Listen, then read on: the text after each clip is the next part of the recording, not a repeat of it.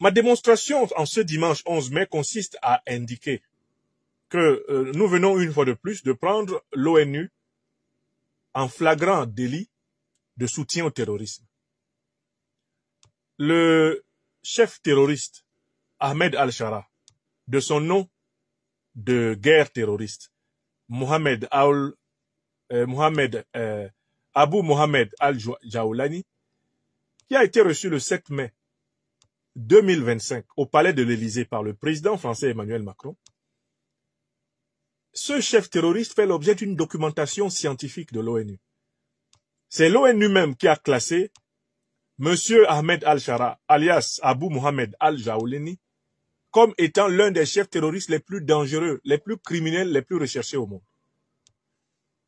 Je vais donc d'abord, dans cette intervention, commencer par vous lire le dossier du chef terroriste Abu Mohamed Al-Jaoulani, de son vrai nom Ahmed Al-Shara, tel qu'il a été constitué par l'Organisation des Nations Unies, qu'il a mis dans la liste des personnalités terroristes recherchées et qui doivent immédiatement être arrêtées, déférées à la Cour pénale internationale et condamnées à perpétuité. Je vais d'abord lire ce que l'ONU a documenté sur le monsieur. Et ensuite me demander pourquoi l'ONU s'est permise d'accorder un sauf-conduit à monsieur le terroriste Mohamed Al-Jaoulani avec la complicité des dirigeants français. Pourquoi le font-ils? Il faut qu'on sache pourquoi ils le font. Et une fois qu'on aura su pourquoi ils le font, on va être capable d'en tirer des conséquences et de comprendre pourquoi il faut réagir. Alors, partagez cette émission. N'ayez pas peur parce que cette émission est basée sur un document scientifique. Je vais renouveler la page côté... Je vais actualiser la page côté YouTube puisqu'on me dit que nos amis sont perturbés. J'actualise la page côté YouTube. Ça devrait aller mieux. J'actualise. Avec un peu de chance, ça va aller mieux.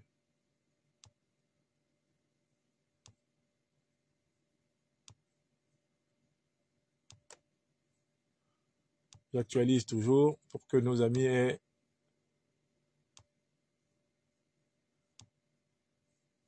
Voilà.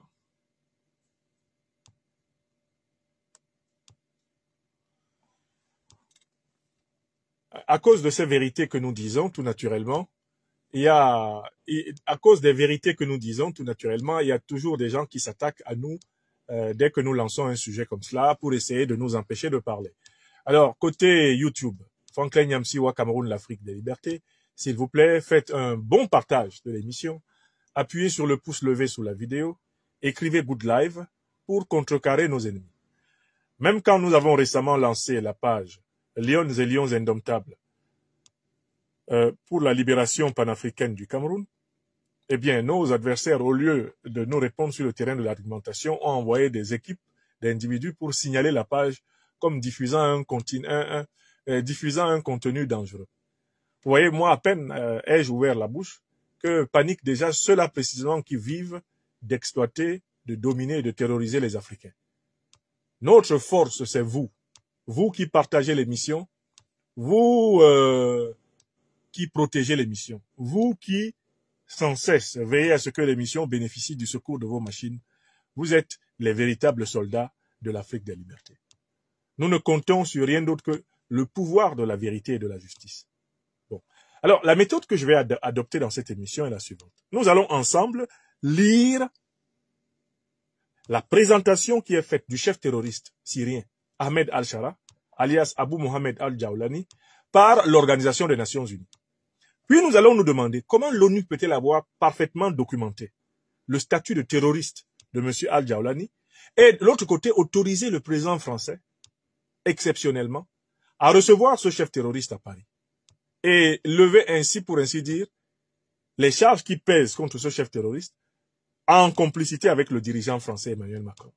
Puis en dernière partie de notre intervention, nous devrons répondre à la question que faire devant cette complicité avérée de l'ONU, du président français Emmanuel Macron et du chef terroriste syrien Ahmed al-Shara. Que faire de cette complicité avérée de terrorisme? Nous, Africains, quelles sont les conséquences qu'on doit en tirer? Bon, nous avons le devoir d'en parler. Voilà la méthode que nous adoptons ici.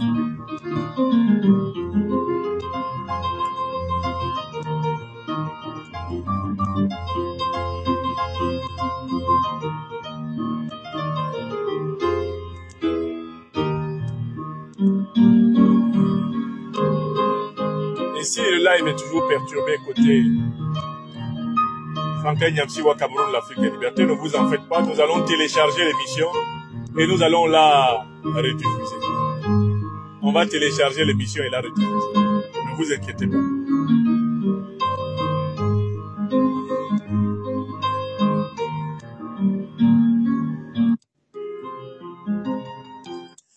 Alors, voici le document. Je voudrais d'abord commencer par vous montrer le document par lequel l'ONU a classé M. Ahmed al-Shara, alias Mohamed al-Jaoulani, comme incontestablement l'un des pires, des plus grands chefs terroristes de la planète et l'un des hommes les plus recherchés par la justice internationale. Je commence par vous montrer ce document et ensuite je vais en donner une lecture exhaustive afin que nul n'en ignore. Je vais en donner une lecture exhaustive afin que nul n'en ignore. Voilà. Très bien. Donc voici le document. Je vous montre le document sur le site officiel de l'Organisation des Nations Unies. Le document est intitulé Abu Mohamed al-Jaoulani. Abu Mohamed al-Jaoulani. Si vous tapez ONU, Abu Mohamed al-Jaoulani, vous allez tomber sur le document par lequel l'ONU a elle-même classé ce monsieur, grand chef terroriste, et a demandé qu'il soit arrêté et condamné. Bon. Comité du Conseil de sécurité faisant suite aux résolutions 1267, 1989, 2253, concernant l'État islamique d'Irak et du Levant, Al-Qaïda et les personnes, groupes, entreprises et entités qui leur sont associés. Deuxième partie, matériaux relatifs à la liste des sanctions. Troisième partie, résumé des motifs ayant présidé aux inscriptions des noms sur la liste des sanctions contre l'État islamique Daesh et Al-Qaïda. On arrive au cas de Abu Mohamed al-Jaoulani. Abu Mohamed al-Jaoulani. Et qu'est-ce qu'on lit? Conformément au paragraphe 13 de la résolution 1822 de 2008 et aux résolutions connexes ultérieures, le comité des sanctions contre l'État islamique, Daesh et Al-Qaïda publie les résumés des motifs ayant présidé aux inscriptions des noms de personnes, groupes, entreprises et entités sur sa liste. Abu Mohamed al-Jaoulani, date à laquelle le résumé a été publié sur le site du comité, c'était le 24 juillet 2013 à 12 h. Date de mise à jour du résumé. Le résumé a été mis à jour le 3 juin 2014 à 12 h, le 3 février 2016 à 12 h et le 14 novembre 2023 à 12 h. Motif ayant présidé à l'inscription sur la liste d'Abu Mohamed al-Jaoulani. Abu Mohamed Jaoulani a été inscrit sur la liste le 24 juillet 2013. Écrivez la date à laquelle l'ONU a inscrit M. Abu Mohamed al-Jaoulani, c'est-à-dire Ahmed al-Shara, le soi-disant président syrien actuel. Il a été inscrit dans la liste des terroristes. Le 24 juillet 2013, en application du paragraphe 4 de la résolution 2083-2012, comme associé à Al-Qaïda et à des personnes, groupes, entreprises et entités qui lui sont associées, pour avoir concouru à financer, organiser, faciliter, préparer ou exécuter des actes ou activités d'Al-Qaïda en Irak, d'Ayman al-Zawahiri et d'Abu Bakr al-Baghdadi, en association avec eux, sous leur nom, pour leur compte, ou pour les soutenir et pour avoir recruté pour leur compte. Je reprends les raisons pour lesquelles le monsieur a été inscrit dans la liste des terroristes. Je reprends les raisons. Motif ayant présidé à l'inscription sur la liste d'Abu Mohamed al-Jaoulani, sur la liste des terroristes les plus recherchés au monde. Voici le motif. Abu Mohamed Al-Jawlani a été inscrit sur la liste le 24 juillet 2013 en application du paragraphe 4 de la résolution 2083 comme associé à Al-Qaïda et à des personnes, groupes, entreprises et entités qui lui sont associées pour avoir concouru à financer, organiser, faciliter, préparer ou exécuter des actes ou activités d'Al-Qaïda en Irak, d'Ayman al-Zawahiri. J'appelle que Ayman al-Zawahiri, c'est le successeur direct d'Oussama Ben Laden. Quand Oussama Ben Laden a été tué, celui qui a pris la tête d'Al-Qaïda, c'est Ayman al-Zawahiri. Ayman al-Zawahiri et d'Abu Bakr al-Baghdadi. Al-Baghdadi, c'est le premier grand chef de l'État islamique. Donc, Ahmed al-Shara, que vous avez vu à Paris, le 7 mai, a été classé dans cette liste pour avoir été le bras droit des deux grands chefs terroristes, des deux grandes organisations terroristes de la planète Terre.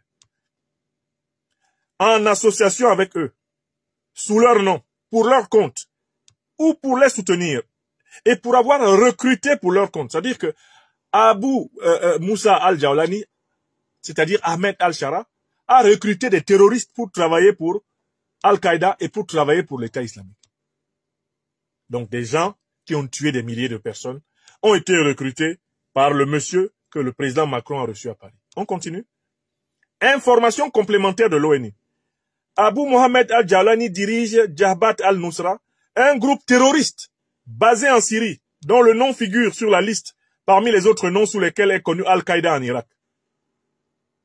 En 2011, Abu Bakr al-Baghdadi, inscrit sur la liste sous le nom d'Ibrahim Anwad Ibrahim Ali al-Badri al-Samarai, a ordonné à Abu Mohamed al-Jawlani d'ouvrir un front en Syrie pour le compte d'Al-Qaïda en Irak, en établissant une présence et en livrant combat sur place.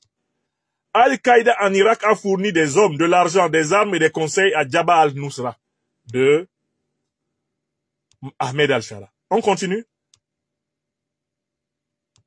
La création de Jabhat al-Nusra sous la houlette d'Abu Mohamed al-Jawlani, c'est-à-dire Ahmed al-Shara, l'homme que Macron a accueilli les bras ouverts, a embrassé à l'Élysée. La création de Jabhat al-Nusra sous la houlette d'Abu Mohamed al-Jawlani a été annoncée le 23 janvier 2012. Au dire d'Abu Mohamed, le groupe est composé de combattants venus du Proche-Orient. Dans un message publié à la fin mai 2012 par la fondation Al-Manara al-Badiya, l'organe de presse de Jabhat al-Nusra, Abu Mohamed al-Jawlani est mentionné comme étant le superviseur général de Jabhat al-Nusra. Abu Mohamed a incité les membres de son groupe à mener des attaques en représailles d'un massacre qui aurait été commis à Oula en Syrie, et il a exhorté les peuples du Levant à s'unir sur sa bannière. Bon nombre des attaques lancées par Jabhat al-Nusra sous le commandement d'Abu Mohamed ont causé la mort de civils. Dans un message publié le 10 avril 2013, Abu Mohamed al-Jawlani a confirmé qu'Abu Bakr al-Baghdadi avait apporté une aide considérable à Jabhat al-Nusra et l'avait chargé de mener le combat d'Al-Qaïda en Syrie. Il a exprimé son intention de créer un État dans la région du Levant, pas uniquement en Syrie, en recourant à la violence et a prêté allégeance en son nom et en celui de son groupe à Amman Muhammad al-Rabi al-Zawahiri, le chef d'organisation Al-Qaïda au niveau international, c'est-à-dire le successeur direct d'Oussama Ben Laden. Les communiqués de presse d'Abu Mohamed al-Jawlani, c'est-à-dire Ahmed al-Shara, ont été publiés sur les mêmes sites internet que ceux sur lesquels s'exprime Al-Qaïda. En juin 2013, le chef d'Al-Qaïda, Ayman al-Zawahiri, a confirmé dans une lettre adressée à Abu Bakr et à Abu Mohamed al-Jawlani que ce dernier était à la tête de Jabhat al-Nusra. Jabhat al-Nusra est actif en Syrie où il a mené plusieurs attaques terroristes. Personnes et entités inscrites sur la liste et ayant un lien avec la personne ou l'entité susvisée. Al-Qaïda, inscrite le 6 octobre 2001. Al-Qaïda en Irak, inscrite le 18 octobre 2004. Al-Nusra, Front for the People of the Levant, inscrit le 14 mai 2014. Abdallah Azam Brigade, inscrit le 23 septembre 2014. Ayman Mohamed Rabi al-Zawahiri, inscrit le 25 janvier 2001. Ibrahim Awad Ibrahim al-Badri al-Samarai, inscrit le 5 octobre 2011. Abu Mohamed al-Adnani, inscrit le 15 août 2014. Hamid al-Jali, inscrit le 15 août 2014. Ibrahim Suleiman Hamad al-Hablen, inscrit le 23 septembre 2014. Anas Hassan Katab, inscrit le 23 septembre 2014. Maïsar Ali Moussa Abdallah al-Djoubouri, inscrit le 23 septembre 2014. Bassam Ahmad Al-Asseri, inscrit le 22 février 2017. Iyad Nazmi Salih Khalil, inscrit le 22 février 2017. Fin de citation du document de l'ONU. Écoutez, ce que je fais là, c'est simplement un exercice élémentaire qui s'appelle l'exercice de sourçage de l'information. Je vais à la source, prendre l'information. Je vais à la source, prendre l'information. Et voilà l'information qui est encore disponible en ce jour du 11 mai 2025 sur le site de l'Organisation des Nations Unies. Quand on a lu cette information à la source, c'est-à-dire que l'ONU a toutes les preuves que Ahmed al-Shara est un chef terroriste, que c'est un héritier direct d'Oussama Ben Laden et de al-Baghdadi, que c'est quelqu'un qui porte sur les mains le sang de milliers, voire de millions de personnes au Moyen-Orient et en Afrique. Parce que ce qui est important, c'est que vous sachiez que Al-Qaïda, qui est au Moyen-Orient, c'est le même Al-Qaïda qui est en Afrique.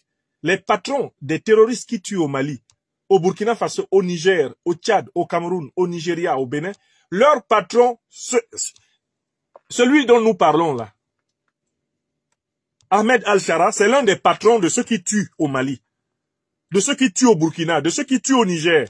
Parce que quand on parle d'Al-Qaïda, c'est une organisation internationale, et lui là, Al-Jawlani, pardon, est l'un des plus grands chefs. Al-Jawlani est l'un des plus grands chefs, celui qu'on voit ici dans les bras du président Macron. Ce monsieur-là, il est un successeur direct.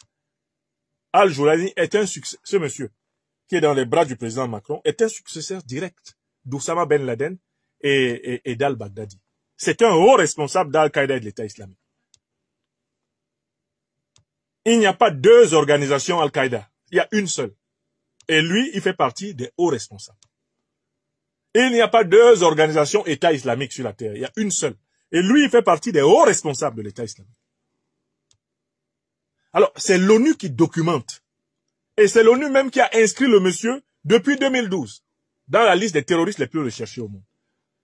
Mais l'ONU a accordé un passe-droit au président français pour recevoir ce criminel, ce terroriste de renommée internationale. Bon, alors, nous pouvons passer à la deuxième partie de notre réflexion puisque je vous ai rétabli les faits. Les faits sont scientifiques, vous ne devez pas trembler. Vous, les Africains, là, nos pays qui sont attaqués par ces terroristes, c'est trop tard. La peur ne va pas sauver nos populations. La peur ne nous sauvera pas. Nous devons nous retrousser les manches et mener le bon combat. Nous n'avons pas le choix. D'accord? Je voulais d'abord que vous vous rendiez compte que c'est l'ONU qui documente le statut de terroriste de Mohamed al-Jawlani. Maintenant, nous allons nous demander, mais pourquoi l'ONU permet-elle à al-Jawlani d'échapper à la justice? Pourquoi Macron permet-il à al-Jawlani d'échapper à la justice? Pourquoi al-Jawlani s'entend-il avec l'ONU et avec Macron contre les victimes du terrorisme au Moyen-Orient et en Afrique? Ça, c'est l'objet de la deuxième partie de notre analyse.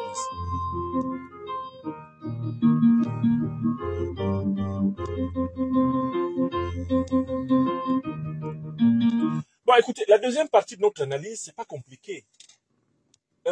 Procurez-vous, je n'ai de cesse de le dire, ce livre a été écrit pour débarrasser les paresseux de la paresse, pour débarrasser les peureux de la peur, pour débarrasser les menteurs de la prétention qu'ils peuvent mentir, et pour donner aux peuples africains en lutte les moyens et le courage de leur défense. Qu'est-ce que j'ai prouvé dans ce livre? Mais j'ai prouvé dans ce livre que les deux organisations terroristes dont nous parlons, Al-Qaïda et l'État islamique, ont été créés par les renseignements généraux occidentaux pour déstabiliser le Moyen-Orient, l'Afrique, déstabiliser toutes les parties du monde où elles peuvent s'infiltrer, afin que les grandes puissances occidentales continuent à imposer leur rapport de force économique et continuent à piller les richesses des autres peuples du monde à leur détriment. Je l'ai démontré dans ce livre. Et j'ai élaboré un concept pour éclairer cela dans la tête des Africains. Ce concept remplace le concept de djihadisme qui avait été fabriqué pour tromper les Africains sur la véritable nature du terrorisme. Non, ce n'est pas pour convertir les Africains à l'islam qu'on les attaque. Non, c'est pour terroriser les Africains afin d'imposer les intérêts des puissances impérialistes occidentales et moyen-orientales. Le livre rassemble toutes les preuves en ce sens. Preuves américaines, preuves européennes, preuves moyen-orientales, des preuves scientifiques avec les sources. Donc, celui qui veut comprendre pourquoi le chef d'Al-Qaïda et de l'État islamique, Al-Joulani, s'entend avec le président français Emmanuel Macron, s'entend avec l'ONU, n'a qu'à comprendre qu'en réalité, les terroristes sont les mercenaires des impérialistes. Al-Joulani vient voir l'un de ses sponsors. Il vient voir l'un de ses mentors, il vient voir l'un de ses tuteurs. À Paris, c'est ce qu'il est venu faire. Ça s'est fait en plein jour. Si ça avait été fait la nuit, il y aurait des gens en France pour dire « Oh, diffamation, vous avez la preuve? Est-ce que vous avez la preuve du moins de contact entre le président Macron et les chefs terroristes? Est-ce que vous avez la preuve que le président Macron ait accordé, de près ou de loin, une audience à un chef terroriste ?» Ça s'est passé le 7 mai 2025 à Paris en France, au palais de l'Élysée en plein jour. Ce chef terroriste est encore l'objet d'un fichage documenté, détaillé sur le site des Nations Unies. Françaises, Français, trêve de lâcheté. Si vous n'êtes pas capable de dire à M. Macron, trop c'est trop, ça suffit, eh bien, ayez au moins pitié de ceux qui servent la vérité. Ayez au moins de la reconnaissance pour des gens comme moi, qui allons chercher la vérité et la répandre dans le monde. Il s'agit là, tout simplement, d'une preuve supplémentaire de la démonstration que j'ai faite dans ce livre.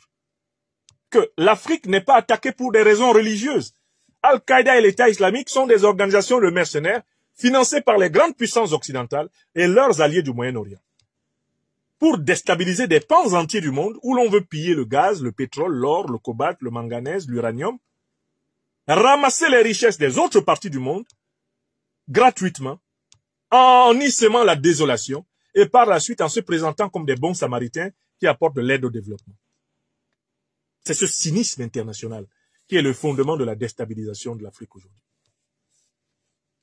Donc, si vous êtes encore là, vous qui suivez cette émission, qui sera rediffusée entièrement tout à l'heure sur Franklin Nyamsiwa Cameroun, l'Afrique des libertés, si vous êtes encore de ceux qui se demandent pourquoi le président Macron, en France, reçoit le chef d'Al-Qaïda de l'État islamique, cela veut dire que vous n'avez pas lu ce livre. Ou cela veut dire que vous avez peur de connaître la vérité. Or, vous connaîtrez la vérité et la vérité vous affranchira. On ne peut pas contourner la vérité en ce 21e siècle. Ce n'est pas possible. Il s'agit d'une preuve supplémentaire de l'association directe entre l'élite politique de l'Occident, les organisations terroristes, pour déstabiliser des pans entiers de la planète qu'on veut continuer à piller. Quelle démonstration voulez-vous qu'on vous donne? Maintenant, cette collusion entre l'oligarchie politique occidentale et les organisations terroristes, elle s'affiche. Le président Macron a accordé une audience officielle à un chef terroriste reconnu comme tel par l'ONU, recherché comme tel, qui est encore condamné par la justice américaine et même recherché par la justice américaine, sur le papier, du moins. J'espère que vous savez que le chef terroriste qui a été reçu à l'Élysée est encore considéré par la justice américaine comme un wanted qui devrait être arrêté et qui devrait subir une condamnation non moins inférieure à la perpétuité, si ce n'est la peine de mort. Donc, il faut que les Africaines et les Africains en particulier, qui sont vraiment le public cible auquel je m'adresse, se débarrassent de la lâcheté. Il faut que tous ici, par millions, nous dénoncions, nous montrions que nous avons compris le message qui nous a été donné en plein jour. C'est nous assumons d'être les parrains des terroristes qui ensanglantent l'Afrique. Nous l'assumons en plein jour. Le Mali a porté une plainte en août 2022. Certains ont ri au nez du Mali. Le Burkina Faso a porté des accusations graves, quelque temps après. Le Niger a porté des accusations très graves contre la République française pour soutien au terrorisme. Il y a des gens en France et à travers le monde qui continuent à ne pas prendre au sérieux les accusations qui ont été formulées. Le président français reçoit officiellement à l'Élysée un chef terroriste avéré, un héritier direct d'Oussama Ben Laden et d'al-Baghdadi. Il le reçoit le 7 mai 2025. Qui êtes-vous sur cette terre des hommes pour ne pas vous convaincre devant l'amoncellement de preuves? Et si on y ajoute les aveux des officiels américains, comme Elon Musk ou bien Tulsi Gabbard, qui ont déclassifié, qui ont présenté les documents déclassifiés, établissant les financements directs des États-Unis d'Amérique à ces organisations terroristes. Si on y ajoute les aveux de nombreux responsables politiques, français, britanniques, à propos de ce financement, les aveux même des responsables politiques du Moyen-Orient, qui reconnaissent que l'État islamique ou Al-Qaïda sont leur manière à eux de promouvoir leur influence économique dans le monde. La deuxième partie de cette émission n'aurait pas lieu d'être si tout le monde assumait le courage de la vérité. Et c'est ce courage de la vérité qui va faire reculer le terrorisme. Ne pensez pas qu'en Afrique ou ailleurs dans le monde, nous puissions vaincre le terrorisme en rasant les murs.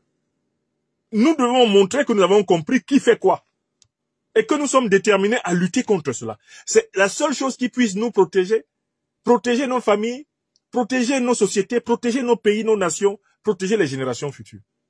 Se servir de la connaissance de la vérité pour générer des mobilisations. Bon, ça c'était le deuxième moment de mon intervention. Maintenant, troisième moment. En conclusion, qu'est-ce qu'il faut penser? Qu'est-ce qu'il faut penser en conclusion?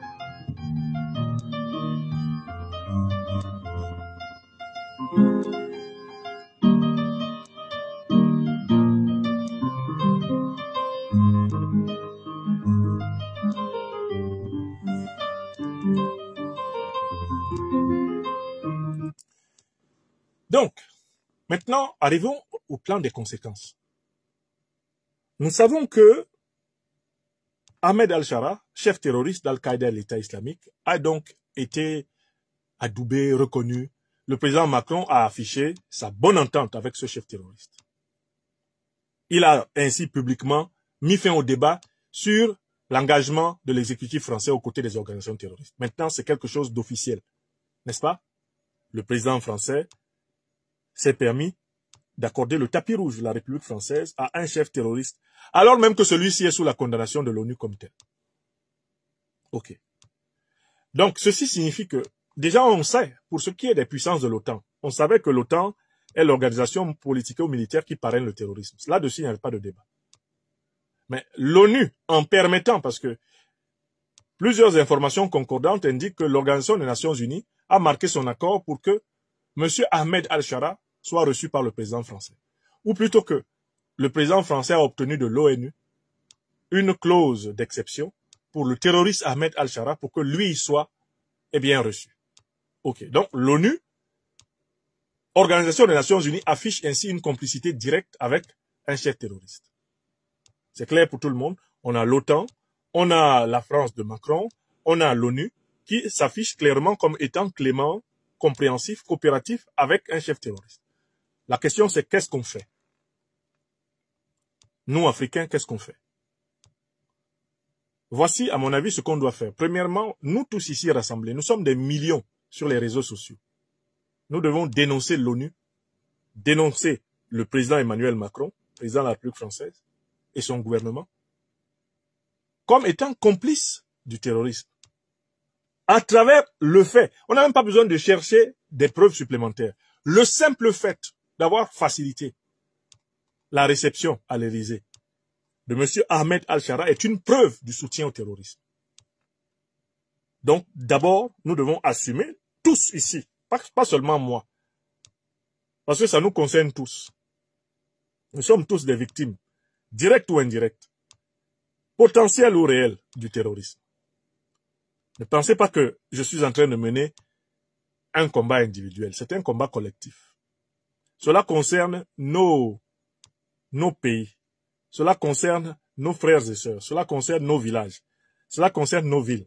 Cela concerne notre sécurité nous-mêmes, celle de nos enfants. Cette affaire-là que vous voyez, le terrorisme. Si vous pensez pouvoir y échapper en rasant les murs sur Facebook, sur YouTube, sur TikTok, sur X, en ne parlant pas de ça, Parce que si vous parlez de ça, vous risquez d'attirer, croyez-vous, l'attention sur vous. C'est vous-même qui aurez favorisé la prospérité du terrorisme chez nous. Parce que le terrorisme prospère là où l'ignorance prospère. Le terrorisme influence les sociétés qui sont sous-informées, les sociétés qui ne sont pas éveillées. Si vous ne participez pas à l'éveil, en étant vous-même quelqu'un qui relaie l'information exacte et qui est un relais des mobilisations justes, si vous ne le faites pas, sachez que ça veut dire que c'est par vous que le terrorisme va passer pour frapper. Le terrorisme prospère là où l'ignorance et la lâcheté prospèrent. Donc, première mesure, nous, Africains de la planète, sachant ce que notre continent subit de la part de ces organisations, nous devons être les meilleurs dénonciateurs, déconstructeurs du terrorisme, en s'appuyant toujours sur des preuves, comme la réception du chef terroriste Ahmed Al-Shara, alias Abu Mohamed Al-Jawlani, au palais de l'Élysée. Ça, c'est une preuve. Les photos de cette réception existent. La vidéo de cette réception existe. Et vous avez le document de l'ONU qui dit c'est un terroriste. Ce document a été mis à votre disposition. Ce n'est pas pour qu'il soit rangé dans vos affaires.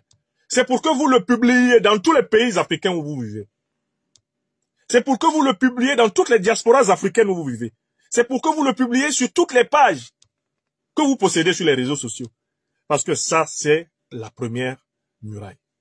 La muraille de la vérité. Première conséquence, africaine, arrêtons dans la lâcheté. Il y en a qui préfèrent écouter les autres parler. Alors que ce dont on parle, c'est de leur sécurité. Celle de leurs enfants, celle de leur village, celle de leur pays, celle de leur ville. Que chacun prenne sa responsabilité dans la dénonciation. Je trouve extrêmement faible la dénonciation de la société civile. Quand il y a des preuves du terrorisme, notre société civile est encore très faible pour les utiliser. On a fait un bel exercice de mobilisation planétaire pour dénoncer les menaces contre le président Ibrahim Traoré, pour dénoncer les menaces contre le Burkina Faso. C'est ce type d'exercice qu'on doit faire quand on voit M. Macron recevoir le chef d'une organisation terroriste qui ensanglante l'Afrique. Nous devons nous emparer de l'information avec tous les arguments nécessaires et chacun d'entre nous doit être un soldat d'éveil, où qu'il soit sur la planète. En disant, plus rien ne sera plus avant entre nous et ce monsieur après le 7 mai. Il s'est affiché avec l'un de ceux qui ensanglantent notre terre. On savait qu'il y avait des liens entre eux. Mais s'afficher de manière aussi ostentatoire, c'est prétendre vraiment que nous sommes faibles. Première conséquence. Deuxième conséquence, mais c'est au niveau de nos gouvernants. Nous devons demander à nos gouvernants de prendre des positions. Ce monsieur n'est pas simplement le président syrien. À la limite, on ne va pas s'intéresser ici au problème syro-syrien, c'est pas notre affaire. Puisque le peuple syrien est en lutte, Bachar el-Assad lui-même était un dictateur, il y a tellement d'arguments contre lui, etc. Ok. Laissons le débat syro-syrien. Le statut d'Ahmed Al-Shara, c'est qu'il est le chef de l'organisation terroriste internationale Al-Qaïda. C'est-à-dire celle qui agit chez nous en Afrique. Mais en tant que pays, en tant que gouvernement, on doit en tirer des conséquences. Vous soutenez le chef d'une organisation terroriste internationale qui nous attaque, mais il y a des conséquences pour vous. Comment ça se fait que l'Afrique se taise du Caire au Cap, de Dakar à Djibouti? Pourquoi on se tait? Donc, bientôt Al-Jawlani va venir en Afrique en visite. Non, je voudrais poser cette question. Vous imaginez Al-Jawlani en visite, bientôt, à Dakar, à Yaoundé, à Bamako? Al-Jawlani va venir en visite à Ouagadougou. Al-Jawlani, là, le chef d'Al-Qaïda et l'État islamique, est-ce qu'un pays africain, normalement constitué, peut le recevoir en visite? Parce que si on n'est pas capable de protester qu'un chef terroriste avéré bénéficie du tapis rouge du palais de l'Élysée, ça veut dire qu'on risque même de le recevoir nous-mêmes. On va le recevoir à Yaoundé. Est-ce que nous allons recevoir Al-Jawlani là, à Nairobi, à Kinshasa? On va le recevoir à Pretoria. Al-Jawlani sera-t-il bientôt reçu en N'Djamena? On va le recevoir au Caire. C'est déjà pratiquement fait. Mais est-ce qu'on veut le recevoir à Niamey? On veut recevoir Joulani à Brazzaville? Est-ce qu'on veut le recevoir? Est-ce qu'on veut le recevoir? Est-ce qu'on veut le recevoir? Je suis convaincu que la réponse dominante est non. Mais pourquoi on ne veut pas le recevoir? Mais parce que c'est le chef des terroristes qui ensanglante l'Afrique. C'est l'un des plus grands chefs vivants des terroristes qui ensanglantent l'Afrique.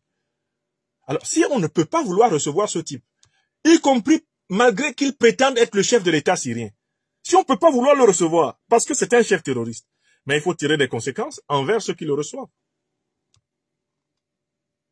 Il faut tirer des conséquences envers ceux qui le reçoivent. Parce que ce monsieur-là, tous les tribunaux africains devraient le poursuivre pour complicité de crimes de guerre, de crimes contre l'humanité. Il est l'un des chefs de des organisations qui ensanglantent l'Afrique. Alors donc, je pense que les gouvernements doivent réagir. La diplomatie africaine doit réagir aux événements du 7 mai. Troisième niveau, les juges. Mais les juges africains, qu'est-ce qu'ils attendent pour prendre la liste des personnes reconnues membres d'Al-Qaïda, qui a été pourtant estampillée par l'ONU? La liste des personnes reconnues membres de l'État islamique, qui a pourtant été estampillée par l'ONU. Et que ces personnes sont reconnues appartenir à une organisation internationale terroriste. C'est-à-dire que dans tous les pays africains, ces individus doivent être condamnés. Des mandats d'arrêt doivent être lancés contre eux, parce que c'est une organisation terroriste internationale. On n'a pas besoin d'établir qu'ils ont mis les pieds ou pas chez nous, au Cameroun, au Nigeria, au Tchad, au Mali, au Burkina, on ne veut pas savoir. Vous êtes membre d'Al-Qaïda. C'est l'organisation qui nous attaque chez nous. Eh bien, nous faisons un procès dans lequel vous êtes condamné. À défaut de vous arrêter, vous êtes condamné par contumace. Et vous êtes recherché. On lance un mandat international sur vous tous. Tout ce que l'ONU a documenté de manière incontestable, comme étant membre des organisations terroristes, qu'attendent nos tribunaux? Qu'est-ce que nos magistrats attendent? Qu'est-ce qu'il faut qu'on fasse pour que les magistrats se saisissent de cela comme une cause d'intérêt national et continental? Troisième niveau de réaction. Il faut les condamner. Il faut lancer des mandats d'arrêt contre eux tous, sans exception. Eux tous. Tous ceux qui sont, de manière avérée, membres d'Al-Qaïda et l'État islamique doivent être condamnés, traqués par la justice africaine. Mais je viens à un quatrième niveau. Quatrième réaction, l'ONU. Mais l'ONU vient de montrer très clairement que, en fait, elle ne combat pas le terrorisme. Elle le documente à la limite. Elle ne combat pas le terrorisme.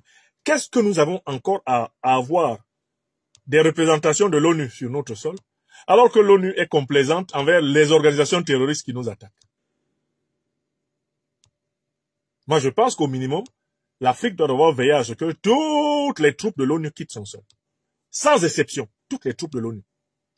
Il vaut mieux que les Africains se démerdent que d'avoir un soldat de l'ONU sur notre sol. Pourquoi? Mais parce que l'ONU ne combat pas le terrorisme. Les missions militaires de l'ONU n'ont jamais mis fin à un conflit. Elles n'ont jamais participé à résoudre un conflit. Ces missions viennent plutôt stabiliser les conflits et maintenir l'Afrique sous la dépendance des grandes puissances occidentales et moyen-orientales.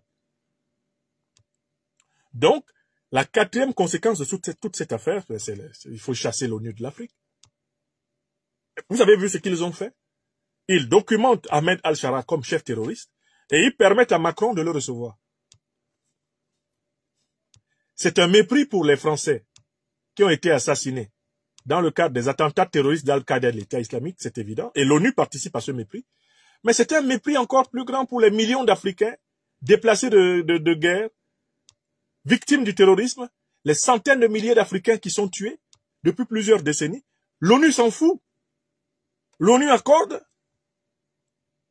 des chèques en blanc à des criminels terroristes avérés et la vie continue. Et vous voulez que nous continuions d'avoir en Afrique des délégations de l'ONU? Mais il faut les chasser toutes, sans exception. On n'a pas besoin de l'ONU. On n'a pas besoin de l'ONU, de ces experts qu'on trouvait, qui sont très forts pour dénoncer et inventer tout et n'importe quoi sur les Africains, mais qui savent rédiger des exceptions, des exemptions, des immunités pour des chefs terroristes, comme Ahmed al-Shara, dit Mohamed al-Jaoulani.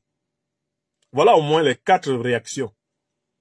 Voilà les 4 réactions qui me paraissent nécessaires devant la gravité de ce qui s'est fait. Alors, cette semaine qui s'achève a été une semaine très heureuse. On a tous apprécié la visite réussie du leader africain Ibrahim Traoré à l'occasion de la cérémonie, la commémoration de la victoire soviétique contre les nazis le 9 mai 2025 à Moscou. Mais j'insiste pour dire que l'événement décisif, c'est l'affichage en mondovision du chef de l'État français avec l'un des plus grands chefs des organisations terroristes qui ensanglantent le continent africain. Pour moi, cet événement-là doit peser dans l'histoire de cette semaine. Nous ne devons pas nous permettre de négliger cet événement. Nous devons en tirer toutes les conséquences. Voilà pourquoi je me suis permis d'insister. Et en insistant, je vous ai donné lecture du document officiel de l'ONU. Oui, quand je dis que l'ONU doit quitter l'Afrique, c'est parce que l'ONU est complice des puissances néocolonialistes. L'ONU est complice des puissances impérialistes. Elle est même leur instrument. L'ONU est complice du terrorisme. Et là, elle vient d'être prise la main dans le sac en flagrant délit de complicité de terrorisme avec le président français Emmanuel Macron. Alors lui, qui est habitué à mettre sur moi 36 000 plaintes devant tous les tribunaux de France et de Navarre, mais qu'il fasse la même chose, parce que j'ai dit qu'il est complice de terrorisme. Dès lors qu'il accorde le palais de l'Élysée à un chef terroriste avéré, poursuivi comme tel, recherché par la justice américaine. Je mets au défi M. Macron de me porter plainte pour diffamation. S'il estime que je l'ai diffamé, qu'il me convoque encore au tribunal. Comme son homme de main, Sylvain Ité, qui me traîne au tribunal le 15 mai 2025 pour lui avoir donné une toute petite réponse de l'Afrique à tous les propos attacatoires qu'il a tenus contre elle depuis plusieurs années sur les réseaux sociaux. Écoutez, maintenant ça suffit. On dit tous ensemble la vérité au monde entier. Fiat veritas pereat mundus. Que la vérité soit dû le monde en péril. Voilà. Je vous souhaite un excellent dimanche. La première chose, abonnez-vous à cette page, cliquez sur le bouton s'abonner qui s'affiche juste en bas. Et la deuxième chose, cliquez sur la cloche de notification pour ne rater aucune des vidéos que je publie ici très régulièrement. Retrouvez KDV sur YouTube, Facebook, TikTok.